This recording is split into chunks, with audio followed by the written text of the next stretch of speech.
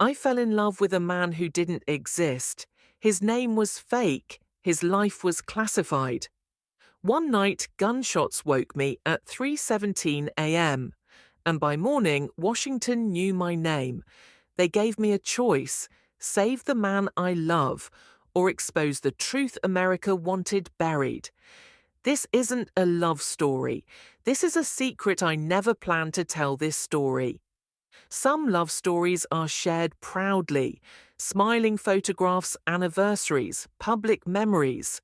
Mine was never meant to be remembered. It was meant to be erased. My name is Emily Anderson, and I'm an American woman who once fell in love with a man whose name wasn't real. I still remember the exact moment my life changed, although at that time it felt painfully ordinary. It was October in New York City, the kind of October where the air smells like wet asphalt and roasted coffee beans. The city looked alive, reckless, indifferent to individual hearts breaking or blooming. I was walking back from work, my heels clicking against the sidewalk near Midtown, my mind exhausted from spreadsheets and deadlines. I didn't know then that fate doesn't announce itself loudly. Sometimes it just stands in your way. I bumped into him outside a small cafe I had passed 100 times before. My coffee spilled. Papers flew. I muttered an apology before I even looked up. "I should have watched where I was going," I said. "That makes two of us," he replied. When I looked at him, time didn't stop, but something inside me did.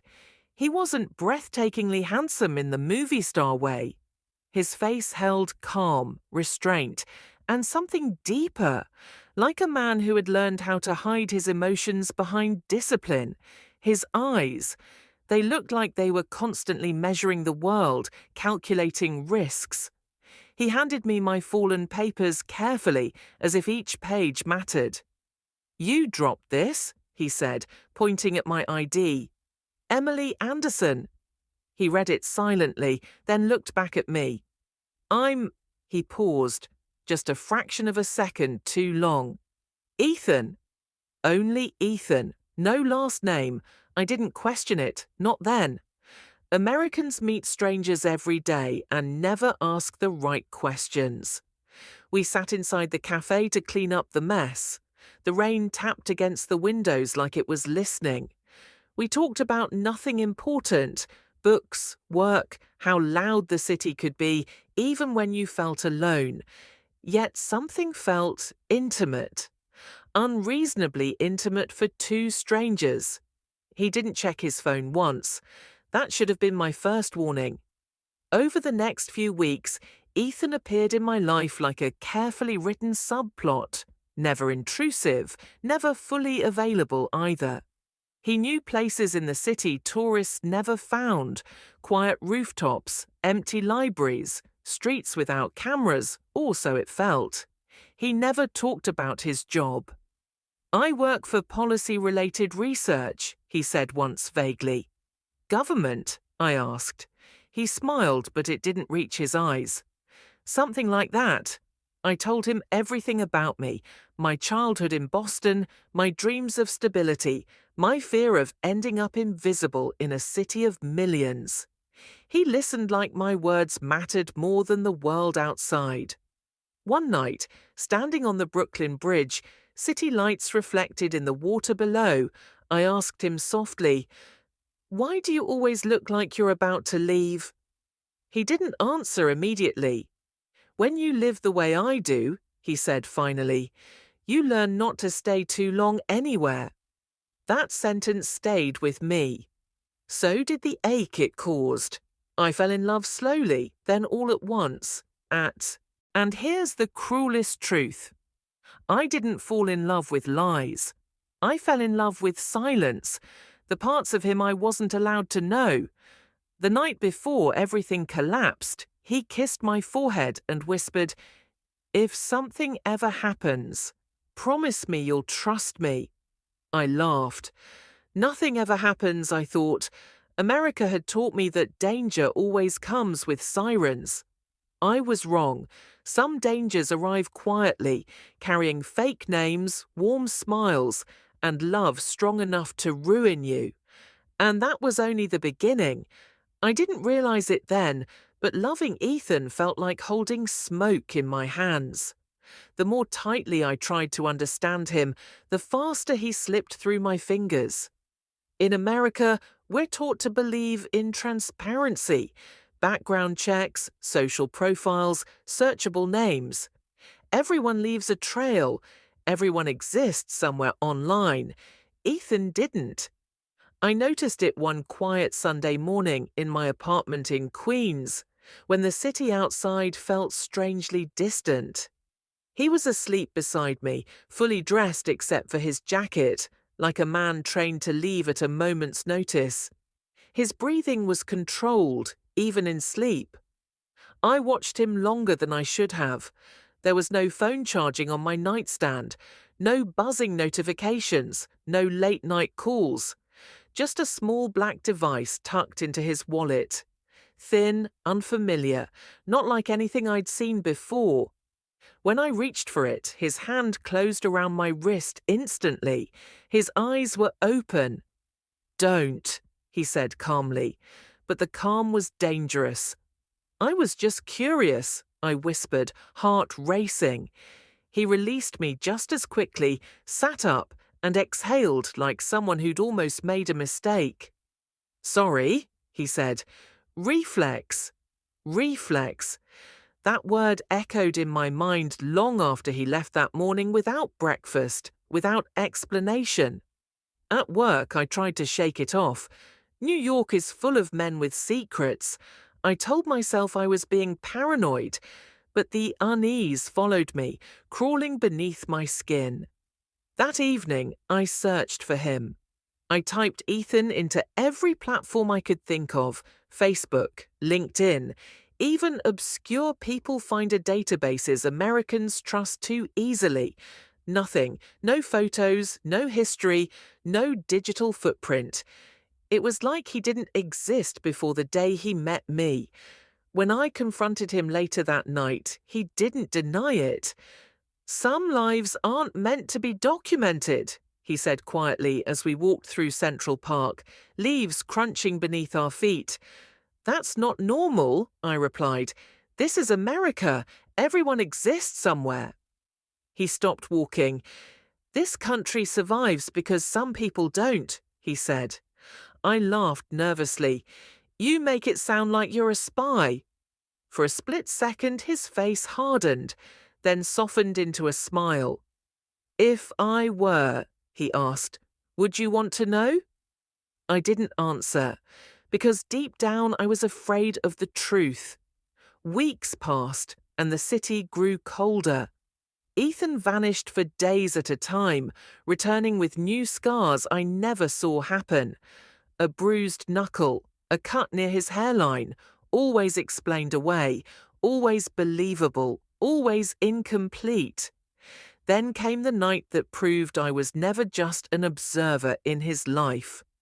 We were driving through Brooklyn when a black SUV began following us, too close, too deliberate. Ethan noticed instantly. His entire body changed, alert like a switch had been flipped. "Emily," he said softly, "listen to me very carefully." My heart pounded. "If I tell you to get out of the car," he continued, eyes locked on the rearview mirror, "you run.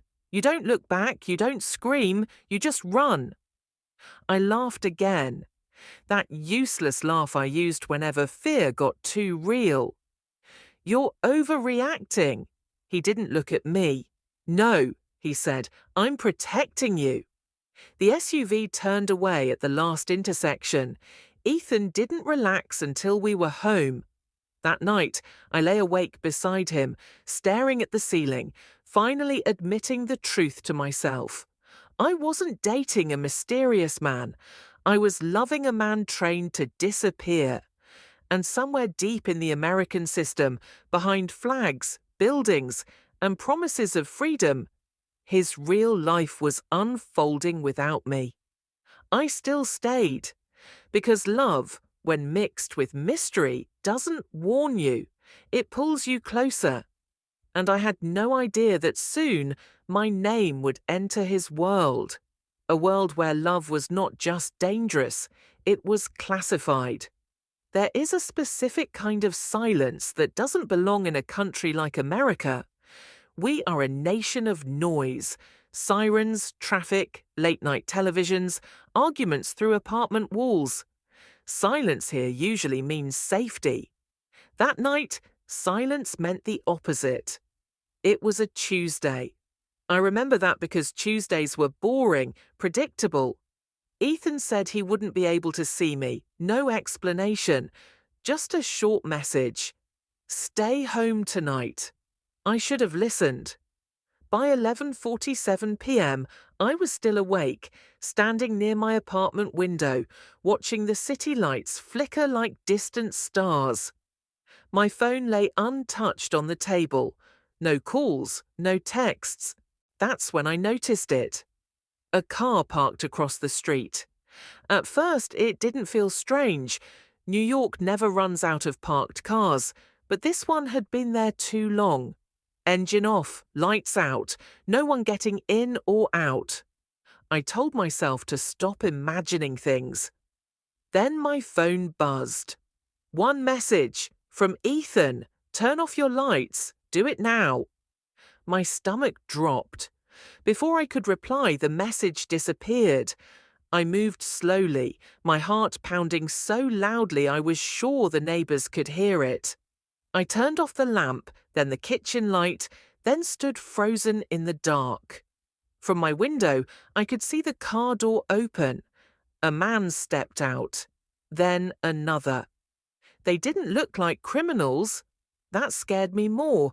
Clean clothes, calm movements, men who belonged exactly where they were. My doorbell rang. Once I didn't move. It rang again. Emily Anderson, a voice called through the door, polite, professional. We just want to talk. I backed away, my hands shaking. My phone vibrated again. This time it didn't disappear. Do not open the door. I'm on my way. The lock on my door clicked. I screamed. The door didn't open, but the handle moved. Testing, calculating. Miss Anderson, the voice said again, firmer now. You're not in trouble, but the man you're involved with is... Something inside me snapped. I don't know what you're talking about, I shouted, my voice barely holding together. Silence, then footsteps, retreating. I collapsed onto the floor, shaking, tears burning my eyes. I didn't know how long I sat there, seconds or hours, until I heard it. 3 sharp knocks, a pattern. I opened the door without thinking. Ethan stood there, breathing hard, his jacket torn, blood on his knuckles. We're leaving, he said. Now. I didn't ask where. I didn't ask why. I grabbed my coat and followed him down the fire escape, my city suddenly unfamiliar, hostile. We drove without headlights for 3 blocks. Only then did he speak. They found you, he said quietly. Who? I whispered. He glanced at me, his face heavy with something that looked like guilt. People who shouldn't know your name. We stopped under an overpass, shadows swallowing the car. Ethan turned toward me fully for the first time that night. I need you to understand something, Emily, he said. What's happening isn't random, and it's not over. My voice trembled. Why me? He swallowed. Because loving you was my mistake. That hurt more than fear ever could. Outside, somewhere in the distance, a siren wailed. America had found us again, and I realized then this wasn't just a love story unfolding in the dark. It was the beginning of a reckoning. And my life, the safe American life I thought I had, was already gone. We didn't go back to my apartment. Ethan drove through streets I had never noticed before, industrial roads, half-lit intersections, places where New York stopped pretending to be glamorous. The city felt stripped of its confidence, like a giant holding its breath. We reached a small, anonymous building in New Jersey just before dawn. No signboard, no security guard, just a metal door and a keypad. Inside, the room was bare, a table, 2 chairs, a single lamp. "This is a safe place," Ethan said, though his eyes kept scanning the corners. "For how long?" I asked. He didn't answer. Instead, he reached into his jacket and pulled out a thin folder, grey, unmarked, heavy in a way paper shouldn't be. He placed it on the table. "Before tonight," he said quietly, "you were just my life." He looked at me, pain clear now, unhidden. "Now you're part of my work." My hands trembled as I opened the folder. The first page had my photograph. Not a social media picture, not a work ID, a surveillance photo. Me entering my office building, me crossing the street, me standing at the cafe where I first met Ethan. My chest tightened. They were watching me? They were preparing, he corrected. The next page made my breath stop. Ethan's photograph, but the name beneath it wasn't Ethan. It was something else, something official, something American. Below it were words I had only seen in movies: classification level, restricted operational role, United Nations liaison, US assignment. I looked up at him, my voice barely audible. "You work with the United Nations?" He nodded slowly. "On behalf of the United States." The room felt smaller. He explained everything then, not all the details, but enough to destroy the illusion I had been living in. About international negotiations that never made the news, about American-backed UN patrons who operated quietly to prevent conflicts before they became wars, about internal leaks, people selling information to the highest bidder. "And you?" I asked. "What are you to them?" "I'm the bridge," he said, "and bridges get burned first." My eyes filled with tears. "Then why involve me? Why let me love you?" His voice cracked for the first time since I'd known him. "Because I forgot how dangerous it is to want something real." He stood up suddenly, walked to the window, and looked out, as if expecting the world to be there waiting for him. "There's a mole," he continued. "Someone inside the system. They trace me through you." Fear wrapped around my spine. "So this is my fault?" "No," he said sharply, turning back to me. "This is mine." Silence stretched between us, heavy with truths neither of us wanted. Finally, I asked the question that mattered most. "What happens to me now?" He didn't hesitate. "You disappear," he said. "For a while." I laughed, a broken, hollow sound. "I'm not trained for this. I'm not like you." "No," he said softly. "That's exactly why they won't expect what you do next." He reached across the table, hesitated, then took my hand like it might be the last time. "I never wanted you to see this world," he said. "But now that you have, I won't let it take you." Outside, the sun began to rise, casting pale light through the dirty glass. America was waking up, and I was holding a classified file that proved the man I loved was real, just not in the way I had ever imagined. From that moment on, I understood something terrifying. This wasn't just a story about love and secrets anymore. It was about survival. Disappearing sounds romantic in movies.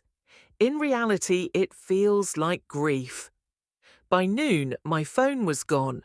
My credit cards were sealed in an envelope Ethan locked away. Even my driver's license, proof that I existed as an American citizen, was removed like a liability. "You can't be traced if you don't leave a trail," he said.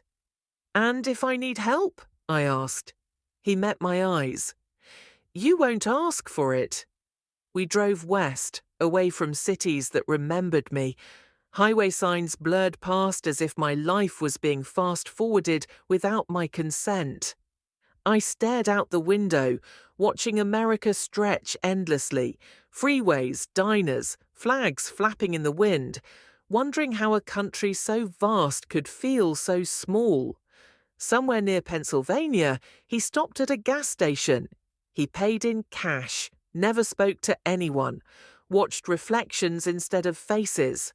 That's when I understood this wasn't paranoia, it was training.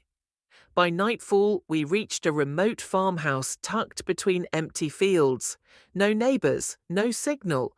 The kind of place you'd never notice unless you were meant to. "This is a holding point," Ethan said. "For who?" I asked. "For people who are deciding whether to stay alive," he replied. Inside, the house smelled of dust and old wood. There was one bedroom, one bathroom, one truth neither of us could avoid anymore. I finally broke. "You say you care about me," I said, my voice shaking. "But everything about you is classified. How am I supposed to love someone I can't know?" He looked at me for a long moment, then reached into his bag and pulled out another file. "This," he said, "is the part I was never allowed to share." Inside were photos, him as a younger man, military training, diplomatic briefings, a graduation ceremony I recognized instantly, Georgetown University, Washington, D.C. "So, your name," I whispered, "was real at some point." He nodded. "It died when I took the assignment." I looked at him, really looked this time. Not the mystery, not the danger, just the man who had chosen duty over life. "Did you ever plan to leave?" I asked. "Yes," he said, "until I met you." Tears fell before I could stop them. "That's the cruel part," I said. "Love didn't ruin us. The timing did." That night, thunder rolled outside, heavy and relentless. We sat on the floor, backs against the wall, sharing silence that felt louder than words. "I might have to turn myself in," Ethan said suddenly. My heart stopped. "To who?" "To the UN Oversight Council," he replied. "The American Patron Division. It's the only way to expose the leak." "And me?" I asked. He reached for my hand. "You'll be safe, but you won't be with me." The truth hit harder than any lie he had ever told. If he stayed, I'd lose him. If he left, I'd still lose him. Love, I realized then, isn't always about choosing each other. Sometimes it's about choosing what hurts less. And as the storm raged outside that lonely American farmhouse, I understood something I never wanted to learn. Some love stories don't break because of betrayal. They break because someone has to be brave enough to walk away. I woke up to the sound of Ethan breathing differently. Not fast, not loud, alert. The kind of breathing that meant his body had already decided something before his mind explained it. The digital clock beside the bed read 3:17 a.m. For a few seconds, everything felt normal until I heard it. A crunch, gravel. Someone was outside. Ethan was already on his feet, one finger pressed to his lips. In the dim light, his face looked carved from stone. No fear, only focus. He moved to the window, barely shifting the curtain. I watched his jaw tighten. 2, he whispered. "Maybe 3. My heart pounded so hard I thought it would give us away. "Who?" I mouthed.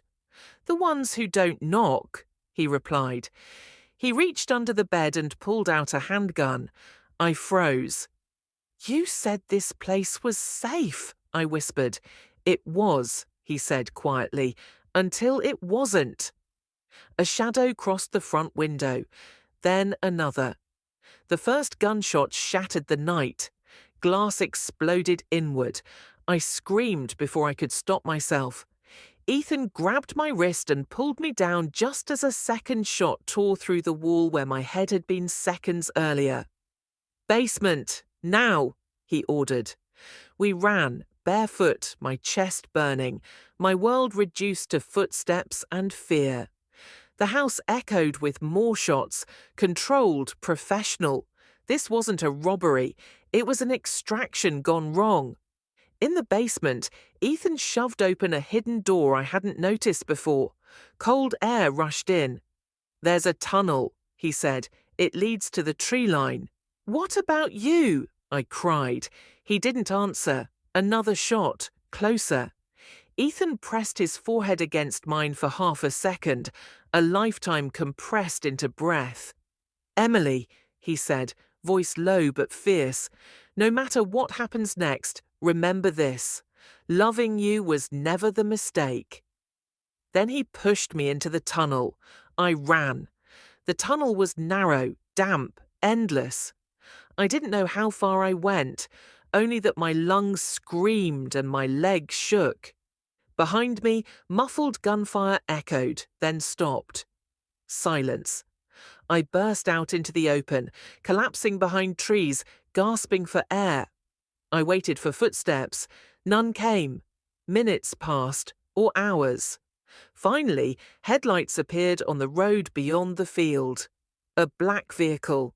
It stopped. A man stepped out, hands visible. "Emily Anderson," he called calmly. "We're here to protect you." I wanted to believe him. I wanted Ethan. But Ethan didn't come out of the darkness. As they wrapped a blanket around my shoulders and led me toward the car, I looked back at the farmhouse, now dark, wounded, silent. At 3:17 a.m., somewhere in rural America, my love story crossed a line it could never uncross. Because love doesn't survive bullets, but it does survive memory, and mine was bleeding. They didn't blindfold me. That detail mattered later. The drive was long and quiet. Too quiet. The man in the passenger seat never turned around. The woman beside me held a tablet, typing without emotion. No names were exchanged, no comfort offered. By sunrise, the skyline changed. Steel gave way to marble. Highways narrowed into controlled avenues. Flags appeared everywhere, clean, deliberate, watching, Washington, D.C. The city where decisions are made quietly and consequences echo loudly. They took me underground, not metaphorically, literally. An elevator descended longer than it should have, my ears popping, my reflection trembling in stainless steel walls. When the doors opened, I stepped into a hallway that smelled like cold air and power. A seal on the wall caught my eye. American, official, unforgiving. I was placed in a room with no windows and one chair bolted to the floor. The door closed without a sound. Minutes passed, then a man entered, mid-50s, grey at the temples, eyes trained to reveal nothing. "Emily Anderson," he said, sitting across from me.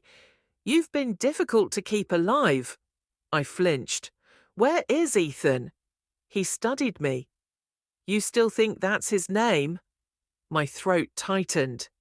"He was involved in an unauthorized operation," the man continued, "an American-connected UN patron mission that went personal." "You sent people to kill us," I snapped. He didn't deny it. "We sent people to retrieve an asset," he said calmly. "The violence was not our preferred outcome." Preferred, as if bullets had opinions. "Is he alive?" I demanded. The man leaned back. "If he were dead, you wouldn't be here." Hope surged, and hurt immediately followed. "He surrendered himself," the man said, "to protect you." The room tilted. "He chose the Oversight Council," he continued. "That tells us two things. 1, he believes in the system. 2, he believes you're worth the risk." Tears burned my eyes, but I refused to let them fall. "What do you want from me?" I asked. He slid a folder across the table. Inside were transcripts, codes, messages I barely understood. "He trusted you," the man said, "and trust is currency in our world." I shook my head. "I'm not trained. I'm not loyal to your systems." "No," he agreed, "you're loyal to him." Silence settled like a verdict. "You're going to help us identify the leak," he said, "and when this is over, you'll get a choice." "What choice?" I whispered. He met my eyes. To forget everything, or to become someone who never can. That night, alone in a secure room beneath Washington, I finally understood the truth. America hadn't just taken my freedom, it had given me a responsibility. And somewhere in another sealed room, the man I loved was fighting a battle not with weapons, but with the truth. Our love story was no longer just ours. It belonged to the system now, and systems never let go easily.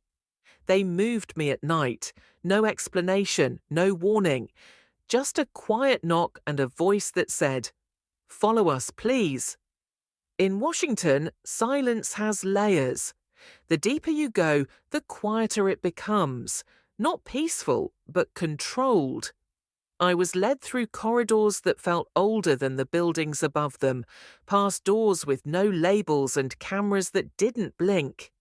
They seated me in a room that looked almost ordinary, almost a table, 2 chairs, a glass wall that reflected my face back at me, paler now, sharper, older than it had been days ago. A woman entered, early 40s, navy blazer, American flag pin on her lapel. "I'm Claire," she said. "I represent oversight." She didn't ask if I was okay. People like her never do. "You're here because you heard something you weren't meant to," she continued. I frowned. "I haven't heard anything. No one tells me anything." She gave a faint smile. "That's not true. You heard Ethan." My heart stuttered at his name. She tapped a remote. The glass wall lit up. Audio logs, dates, times, and then his voice, calm, controlled, familiar enough to break me. "If this information leaks, American credibility collapses." "I'm not protecting an operation. I'm protecting people." I swallowed hard. "This is classified," Claire said. "What you're about to hear is an American secret, not because it's illegal, but because it's inconvenient." The recording continued. Ethan describing a covert UN-backed negotiation, US-approved, US-funded, designed to prevent a regional conflict from becoming a global one, a peace arrangement that never made headlines because it succeeded, until someone sold parts of it, for money, for power, for leverage. "The leak is internal," Claire said. "High level, American." My chest tightened. "Then why am I here?" "Because Ethan went off script," she replied. "He fell in love." The words felt like a sentence. He stopped using approved communication channels. He started moving unpredictably. He trusted you. I stood up.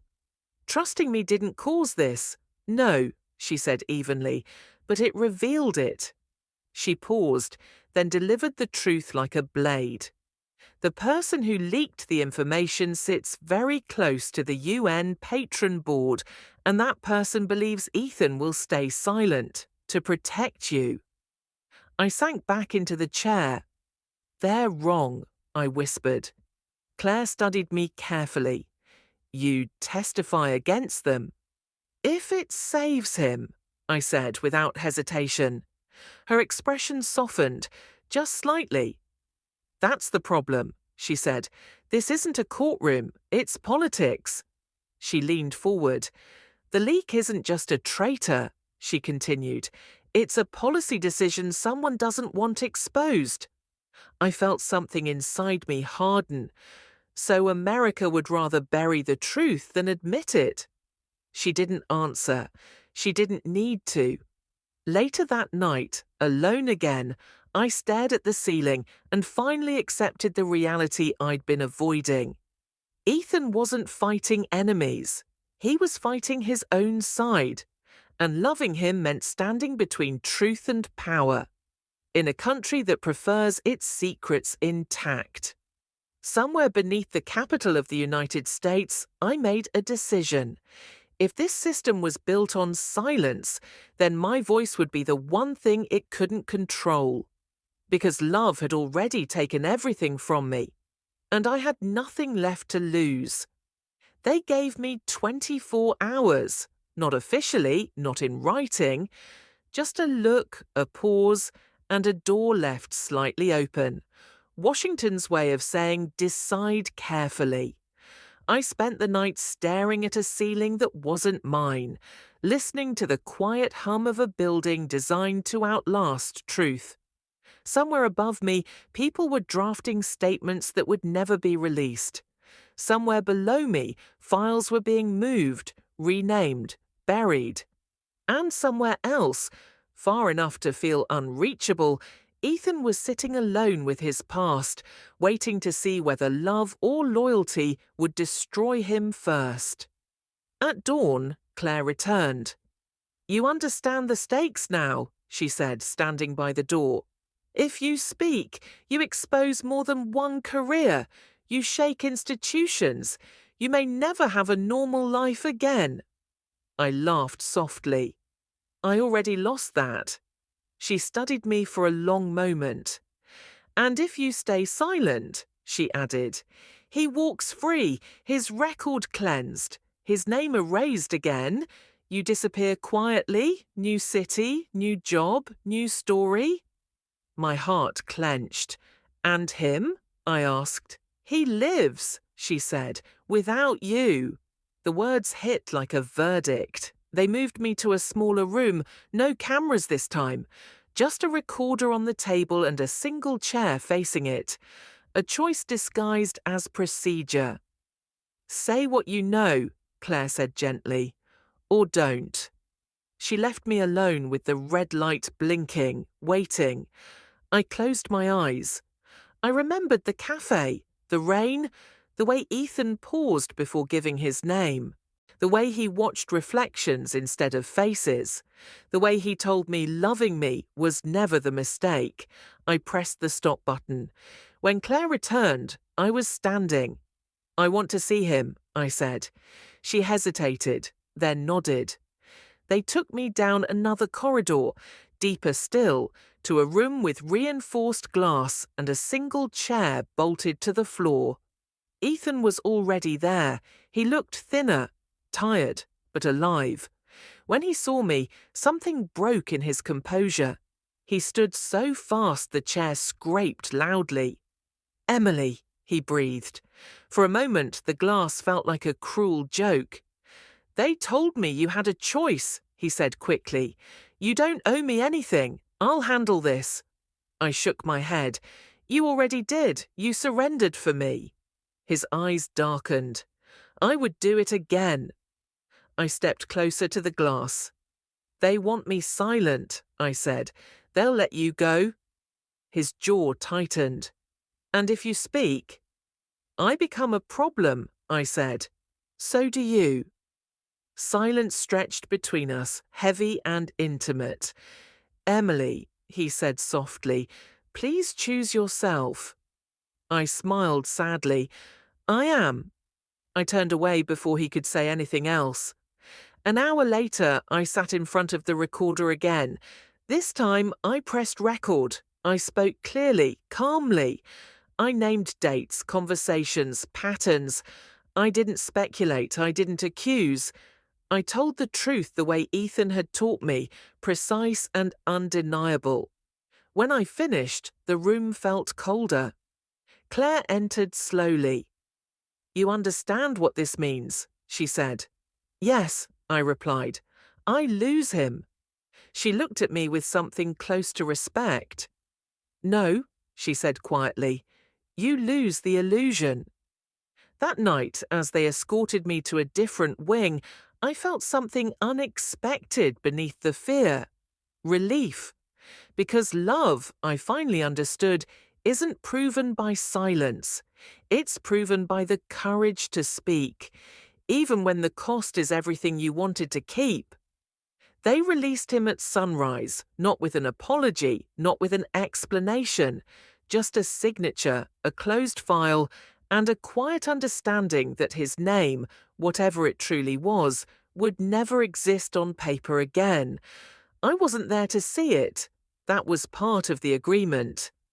By the time Ethan stepped out into the pale Washington morning, I was already on a train heading west, watching the capital fade into distance like a chapter I was no longer allowed to reread. America looked the same. That was the strangest part. People drank coffee, joggers crossed bridges, flags waved with rehearsed confidence. The country didn't tremble, didn't pause, didn't acknowledge that somewhere beneath its polished surface, truth had been negotiated and love had been sacrificed to preserve stability. I was given a new identity, new name, new city, new beginning that felt nothing like one. They told me I was free. But freedom, I learned, is complicated when you remember everything. Weeks passed, then months. I found a small apartment near the coast. I worked a job that didn't ask questions. I learned the rhythm of a life built on a mission. At night, I walked along the shore, listening to waves erase their own footprints over and over again. Sometimes I imagined Ethan doing the same thing somewhere else in this vast country. Alive, anonymous, safe, that was supposed to be enough. One evening, as the sun slipped into the ocean, my phone vibrated. A single message. No name, no number, just 5 words. You chose the hardest truth. I stared at the screen. My breath caught somewhere between my chest and my past. I typed back nothing. Some conversations aren't meant to continue. I deleted the message, powered off the phone, and stood there until the sky turned dark. Here's what I know now. Love doesn't always get a future. Sometimes it only gets meaning. Ours never belonged to cafes or bridges or shared apartments. It belonged to hallways without windows, to decisions made under pressure, to a country that protects itself with silence.